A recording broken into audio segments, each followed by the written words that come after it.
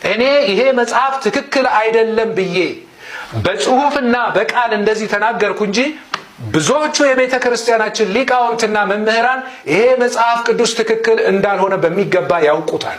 ለምንድነው የማይታረመው? ለምንድነው በአደባባይ ወጥተን እንደዚህ የምንናገረው? እኔ በአደባባይ ወጥቼ ለመናገር ፍላጎቱም ምኞቱም የለኝም። ግድ ሆኖብኝ ነው የምናገረው። فويل للذين يكتبون الكتاب بأيديهم ثم يقولون هذا من عند الله ليشتروا به ثمنا قليلا فويل لهم مما كتبت أيديهم وويل لهم مما يكسبون